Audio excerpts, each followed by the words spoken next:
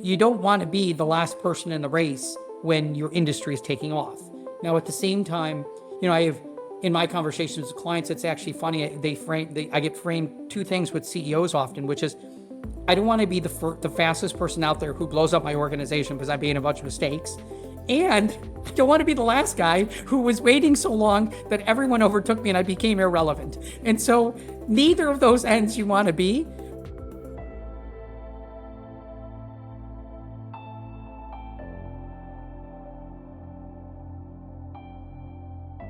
I would like to welcome Alex Singla.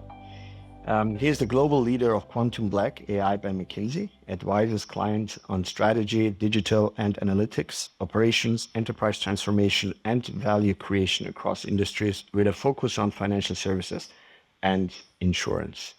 Alex is a senior partner at the firm's Chicago office. With over 20 years at McKinsey, he specializes in aiding companies with digital transformations by implementing data and analytics solutions. What are the questions clients ask you most? Hi, great question. Listen, I think it's evolved tremendously over the last 6 or 7 months. I would have said 6 or 7 months ago, and there's still some companies that asked like pretty basic questions around like, what is generative AI? What is it? What is it not? Is this hyper reality? Will it create value? And amazingly, what I've seen is usually to get to the level of conversations we're having today, usually it will take clients 6, 9, 12, 24 months to get to that level of sophistication. This happened in about 4 to 6 weeks. It was like mind boggling. We went from like super basic questions to like, I would bucket them in an oversimplified way in like 6 questions. And they're all around how do you scale Gen AI or AI? It's just keep that in mind, right? It's not about a proof of concept, but it's about scaling. And the 6 questions basically fall into like, what are my company specific opportunities? So if I'm a bank, if I'm an insurance company, if I'm a telecom, I understand all the cool things I've heard other people do. I don't want to create a birthday card poem for my nephew over the weekend. What are the opportunities for my business, first and foremost? Second question, I will put second and third question kind of together, which is how do we organize ourselves and govern around generative AI? Historically, AI was was more structured within the IT, data science, data engineering world. So it was easier to organize ourselves. Now that generative AI is basically ubiquitous across our institution, how do we organize and govern the tools and the things we're doing internally?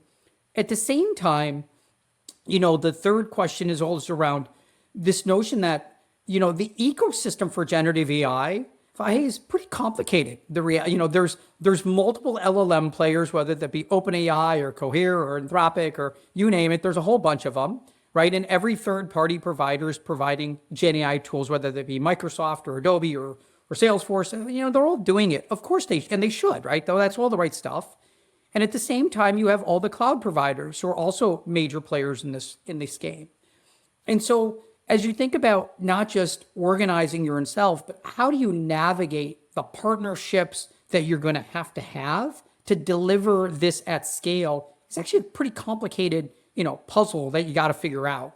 And it's not a one size fits all either. So that's kind of question 3.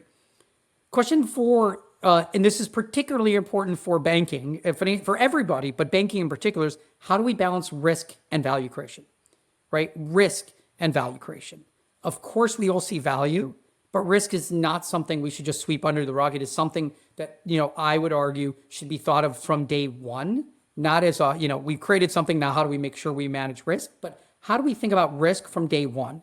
And in particular, in the banking industry, as you can imagine, right? It's a regulated industry. It differs dramatically whether we're talking about like internal employees versus like high value customers. Like those are 2 very different elements of solutions and risks you're talking about. And so how do you manage that is particularly important for all institutions, but banking and those regulated ones, it just raises the bar to be thoughtful about that. The 5th question is around, talent and tech stack implications. This will have obvious implications on talent. People I have today and people I have tomorrow, like what do I have to hire for tomorrow? Not just from a technical perspective, but how do I hire people and train people to think about like asking the tools the right questions the right way to get the better answers. And obviously the tools will help guide people through that more and more, but they'll have real implications. And, of course, there's always an efficiency conversation that, exists in the market as well around what does this mean for our future employee base. Tech stack implications, real implications. If you want to do things at scale, you need to have generative AI at some level baked into your tech stack, right? It's not like these are just external tools you can just leverage and you get the value. Of course, there are some solutions like that, don't get me wrong, but some of the ones that will have more transformative impact will have tech stack implications, whether that be, who's our cloud provider, how are we structuring our data, how are we making sure that, our results come out in a good fashion, is all these things that will matter. And then lastly, which I think is the really important question, is how do we get going? How do we learn fast? And how do we ensure we're creating value along the way? Because like for any industry, any company, anyone can come up with like, here's the 50 use cases you could think about, right? Like there's use case roadmaps all over the place. But the real question is, how do you start? How do you start creating value? How do you learn? Because to me, this is a bit of a learning journey. I have this notion of learning quotient. So how quick, like how you have IQ, intellectual quotient, emotional quotient, relationship quotient. I think there's an LQ too, which is learning quotient, which is how fast am I learning, and how fast do I learn, and how do I bake those learnings into my continuous improvement of generative AI? So sorry, but those 6 questions are, there's 1,000 others, but they usually fall into those 6 buckets at some level. Very interesting. And you talked at the last point was really about learning at speed a lot. So why do you think that speed matters that much, speed of learning? Does it matter because AI centralizes a lot? Is that the problem with AI? I have 2 frames. One is, I'd say, in this world and in many worlds, speed itself is a strategy. If you and I were doing exactly the same thing, but I'm just faster, every time I'm faster, I will continuously beat you, right? And so speed itself is a strategy. Now, what I don't mean by that is like reckless speed. I'm not saying that. I'm saying in general, speed is a strategy. And so why that's important is because those who, and I can speak for even what, a little of our own experiences, McKinsey and QuantumBlack, what we've done to ourselves, and how that has helped us learn so much because we were so fast out of the gates, deploying tools, putting in solutions. We learned so much along the way. And some of that, I'll just give you an example. Some of what you learn is not just what you build, like what solution you build, but how you build it matters a lot. So, and why the how matters is because if you build things in a way that are, that get to the better answer faster, you ping off the cloud less often, and therefore you have less consumption. If you provide better results on your first query versus your 5th query, your employees or your customers get a better response faster. And so all these things have impact on scalability and cost. And these are really 2 important factors, right? Lots of organizations, some organizations I interact with, they celebrate they created a proof of concept. And then you'd say, okay, how do we break down the cost structure of that proof of concept and the scalability of it and the adoption of it? And you quickly realize the cost structure, first and foremost, is completely not scalable because how they built it was not cost efficient. And so you need to build these tools in a way that they're cost efficient. And there you learn how to make it more efficient. Like even in our own experience, the first time we ran some queries against our knowledge database was much, much more costly and never could have been scalable at that cost structure. Now it's less than 2 cents. It's like a cent. It's completely a scalable solution because the cost structure allows us to do that. But we have to learn how to get there. Now that learning occurred in weeks, not months or years, but that learning was important. And so I'd say that's one element. The second element of the learning is, you're going to put things out there and you're going to try to figure out like, why is only 30% of my employees adopting this? Why are only 10% of my employees or customers adopting this? And 10 or 30% is not what you want. For these types of solutions, you want tremendous amounts of consistent usage of these tools or of these programs or of these insights in a consistent manner. That's hard. And so the learning around how do you scale is really important. The speed of learning matters a lot because it will help improve your cost structure. And then it will also just teach you how to do things faster in a way in which one of the key learnings we've had is how do you have reusable code? So as I build these solutions and I have modular elements of code, how can I leverage those for the second and third models that I'm going to go build, which then of course will be cheaper and faster because I'm leveraging reusable code. But that's a learning journey. That's not something that happens overnight. And then the last one is, as I kind of commented and joked on the very beginning if I was faster than you, is, you don't want to be the last person in the race when your industry is taking off. Now, at the same time, I have, in my conversations with clients, it's actually funny. I get framed two things with CEOs often, which is, I don't want to be the fastest person out there who blows up my organization because I made a bunch of mistakes. And I don't want to be the last guy who was waiting so long that everyone overtook me and I became irrelevant. And so neither of those ends you want to be, but I would argue you want to be closer to the right-hand side of that curve than the back-end side of the curve, but not in reckless abandonment, right? So like it's an important balancing act, but I truly, truly believe speed matters. You talk a lot about cost and cost structure. I think ChatGPT and other very large language models, we call them now frontier models, have achieved tremendous things. Like GPT has passed Stanford University Medical School of Medicine clinical reasoning exams with a score of 72%, which is, I think, even above average. And it has passed law exams and other things, but it does it at the cost of, supposedly, it's not open, but supposedly GPT-4 has 1.7 trillion parameters. So it actually costs a lot to use it even in inference. Do you see that trend reversing? Do you see that language models getting smaller but targeted for industries? And would you advise your clients to build their own language model or use frontier models? Wow, great question. The interesting thing is my response today might be different in 6 months. So the reality is I don't know for sure. But what I would say, I do think I have some truths at least sitting here today, which is I do think the large language models are converging. So what I mean by that is, as we've sandboxed all of them since, for the last long period of time now, what you saw was at the very beginning, the pros and cons of the different models were pretty clear. Like some were really good in text, some were better in audio, some were better in, different types of mediums. And what you see is now that they've had more time to refine, you see things more converging than diverging on models. And so I think that's one important concept that, will there be 20 large language models out there? I don't think so. I think there'll be a handful, but time will tell. I think there'll be a handful. I do think, though, to your question around specific sectors and industries, the large language models do a great job on general stuff. But as you get to more, at least today, the more specific solutions in an insurance company, a bank, a retail customer in the UK with 7 competitors, the large language models don't quite get to that level of specificity today. And so can I imagine a world in which there are sector-based or function-based large language models that might sit on top of a large language model that are sector-based or more specific? I can see that happening, right? And so you can envision a world in where that happens. If you just take traditional AI, that's exactly what's happened, right? When I stepped into my role, you could have great data scientists who are creating great models, and that was good enough because regardless of sector or industry, because that was moving them quite a lot. But years back, a couple years ago, we said that's not good enough. We need to have models by sector.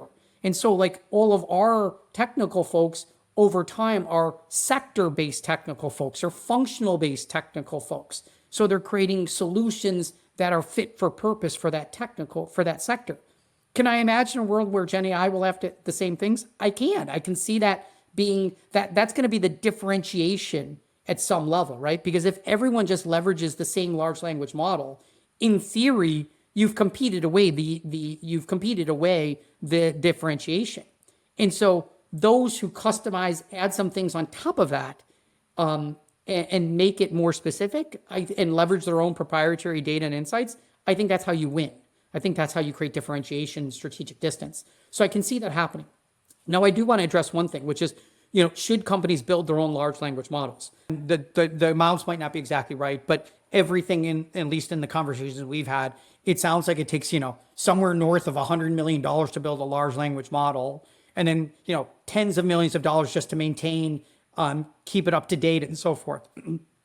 Most organizations aren't willing to invest that type of money in that large language model, but yet leverage the world's large language models, bring them in house, and then customize and put things on top, the value add. I think that's what the vast majority of organizations will do. Will there be companies that actually would warrant building their own? Yeah, I think there are. I do think there are. I think there's, Bloomberg has come out and said they're going to build one. I don't know where that stands today, but they've said that in the past. Intuitively, that would make sense to me, given the amount of data and information they have and money they have. That could make sense to me. But I think you'd have to think of it like at that scale and size, where it would make financial sense and the differentiation of your model would be that much greater than taking a large LLM, customizing it, and getting a solution versus building from scratch. Yeah, but that brings another point, right? So you have to be able to take a publicly available large language model and then customize it to fine tuning and other methods, right? And there are two trends, right? You have some language models that are now commercially available, done by Facebook, Falcon, and others. And you have, of course, OpenAI, Anthropic, and others who have an API, basically, right? So I'm asking myself, if you're using such an API, aren't you then helping these companies to get better and at some point then compete with you? I think that, when we were talking about the how question earlier, I think this is the how you build matters a lot, right? So, there isn't a company that I don't talk to that worries about IP, data privacy, rightfully, right? It's actually quite inspiring to hear every CEO, every top team thinking about IP and data privacy and protecting their customers' data. And, basically not making sure their information doesn't just make the LLM better, which then makes everybody better. And so the how, I think, is a structured way in terms of, do you bring those models in-house within your four walls and then only run your proprietary information on those models? I think that's what most companies are doing. That's what I see most companies are doing, right? They're leveraging the external large language models for things that are completely not competitive. And so, for instance, whether you're SAP or Workday or whoever, they're going to bake in some basic HR tools into their platform, right? That's obvious. Like they will and they are. You should leverage those models. They'll be pretty darn good. And unless you think that's your point of competition and differentiation, I would just leverage that model that's automatically handed to you. And are you improving their tools? Sure. But if it's not a point of differentiation, I'm not sure you care. One could argue one way or the other. That would be my ingoing. But then if it's like the core of my business, what I do day in and day out, my proprietary data, my proprietary insights, I'm definitely bringing that, I'm bringing those models in my four walls, fine tuning them above and beyond, making them better. But then I'm not improving the large language model of the provider. I couldn't agree actually more with this. But it also requires lots of skills, right? Because you need data science skills, but also lots of engineering skills, right? Because to run these models, quantize them, make them smaller, that they're actually runnable on affordable hardware and so on is actually a big engineering practice, right? So the learning curve. Yeah. Back to the learning curve point, I think everything you're saying is spot on. And how do you do it cost effectively? Right. That it's a really important point that, I think the game will still be played out on how do the economics work out and who captures the economic value from this. Right. And that's, will it be the large language providers? Will it be the cloud providers? Will it be the companies? Will it be the consumers? That's still, that game still needs to be played. I know the cloud providers will by default make money because they get compute. Right. So consumption, that will happen. Understandably, by the way, but the rest of it is still, I think, yet to be figured out.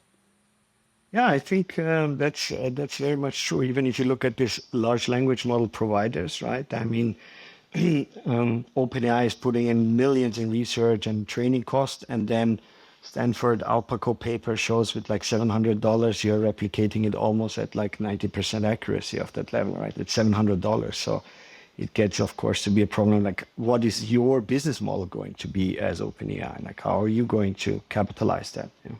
That's interesting. And I think in banking, McKinsey has pointed out a couple of areas where they see a good use for generative AI, and one is, of course, chatbots that help, the customer experience, right? What do you think about that? And specifically, how would you guardrail these chatbots that they don't give wrong advices or don't do, unethical things and so on? Listen, I think in the customer experience world, there's some great solutions that are, that exist out there today, and they're always getting better, right? And so if you just think of, chatbot on steroids, it's just so much more efficient. It's very accurate and helpful. In terms of your question around like how do you just make sure it's providing good information in an unbiased way that is customer friendly, right? At the end of the day, you're trying to combine all those things, so it's also empathetic to the customer coming in with a question, right? And it's framed right, and all those things are completely modelable, right? So like even as we built our own, and I'd advise any of our clients that we work with is this is part of the learning journey too, right? It's like let's ask it all the questions, look at the responses, make sure the responses are fits all those solutions, and then you basically create the model to self-police itself to some degree to ensure that it doesn't have any of those things that you're worried about. But at some point, you're just feeding the model a bunch of inputs of what the questions are, and then accurate output, and the model over time will get that accurate. I think the one thing that we of course do before we like deployed some of our solutions internally and obviously with our clients is you're making sure there's not errors in the system, right? And so when you have confidence, that's when you start to can deploy to customers, right? That's I usually talk about the fact of let's do some things inside my own organization with my own employees, get confidence it's working, confidence it's not going to blow something up before I start the first thing I wouldn't deploy is to like my wealth management clients, like my high net worth clients. I wouldn't just like throw something out there to see what happens. I would do that in a more thoughtful way. So there's a little bit of a test and learn atmosphere. The good news is you can use, tools and systems to check things. You don't need humans to check everything. And that brings up an interesting point. What are the roles of humans then? Do you think that AI will take out entire roles, or will it always be an augmentation with a human, or always more like in the foreseeable future, obviously? Yeah. Somebody just talked about this. Someone in the bank, I think it was Jamie Dimon, but I could be wrong. But listen, I think we're talking about activities. Like if you look at our reports around productivity of generative AI, it's about activities, not necessarily jobs, but activities people do. And so it's a really important distinction, right? So if you look at the research we did, we looked at activities in job classifications or activities within a job, and then said, could that be automated through any tool, but generative AI as well? And so can swaths of activities be automated? Absolutely. But I think a lot of things today still have what I would describe as a human in the loop solution. And so even if you have, like, let's just imagine back to your customer service or contact center example, you could absolutely still have a human on the phone talking to a customer, but sitting on his shoulder is a generative AI machine providing them information, listening to the conversation real time, feeding your rep what to say, what to say, and how to guide them. But that human is still in the loop at the end of the day, making a call. You could see, for certain questions like, help me change my address, I don't need a human in the loop. For other questions, I need a human in the loop, right? More complicating things. And so again, it comes down to activities, not necessarily whole scale jobs, I think is what will happen. The interesting thing with generative AI, it hits much more knowledge workers, right? Which is traditionally, technology was going not against the knowledge worker. Generative AI is actually knowledge worker activities. And so there's a shift there in terms of, what are the skills that you'll have to learn and what are the capabilities you'll have to have within your organization to have your employees still, keep adding value, because there are some things that they're just going to get faster and better at because of technology. And of course, this combination between human and AI also needs to be designed well, right? So because if you don't design it well, it's not going to be cost effective, for example. Yeah, can I sit on one thing there? Because I love the way you just said that. I think the other reason things need to be designed well, I always say like the reason ChatGPT did so darn well, there's many reasons, but one of the reasons is whether you're 8 years old or 80 years old, it's just so darn easy to use, right? The interface, the input and the output are just so easy, right? And that UI UX interface just makes such a critical difference for people to adopt and use and understand how to take that output. So that's an important dimension. But you're hitting on something I don't want to lose sight of, which is the vast majority of times, at least in my experience, technological advances don't get fully the value isn't because the technology wasn't good. It's usually because at the end of the day, and I would argue the vast majority of big opportunity, Gen A opportunities, at least that exist today, some human being will have to do something different, whether that be your employee, your customer, your sales agent, whoever it is, will have to do something different. And whenever you make a human do something different, all of us, that actually takes real work. That's hard. That's not easy, right? So like 50, 60, 70% of the work is the human change that needs to occur and the education that needs to occur. And so as you build these tools, as people build these tools, it's so critical. They build them into like the day-to-day workflow of how someone acts, right? And someone behaves. So if it's, I'm probably aging myself, but if you remember the days where you used to have other tools and you have to like alt tab to another screen, go into a new login, type in your name, copy and paste or write it down, and then come back over to your new one. And like that never scaled. I know it's not as bad as it was, 20 years ago when we were doing that stuff, but you get my point. If it's not in the consistent workflow of how an employee works or how a customer interacts, that takes real change to occur. And then secondly, it just doesn't take real change. If all of a sudden I've, freed up 30% of my employees' capacity, then the question is, how do I capture that value? Do I get them, do I get them to invest in more customer interactions, more innovation, more the backlog of things I need them to do? Do I take that to the bottom line? Those are all real questions, but at the end of the day, somehow you have to capture that value in the P&L, whether that be I grew without adding headcount. I took headcount down. I shifted those people to work on projects that, that capacity that I wasn't working on before, and therefore I'll get lift from there. But somehow you have to capture that value. And it's a really, really important point because otherwise our clients will incur cost, but actually see P&L value from it. They'll be more efficient. They'll be more effective. But if I help my sales rep do better, then I need to at some point think about, do I need to raise the targets? So that's the way I capture the value. And so it's an important dimension around value capture at the same time. Wonderful. Alex, it was such a pleasure. Thank you very much for all your insights and all your knowledge that you provided to our listeners. Thank you very much. No problem. Thanks for having me. Thanks for listening to this edition of Hybrid Minds. This podcast is brought to you by Cognaize, the first of its kind intelligent document processing company, which automates unstructured data with hybrid intelligence and a data-centric AI platform. To learn more, visit Cognaize.com. And be sure to catch the next episode of Hybrid Minds wherever you get your podcasts.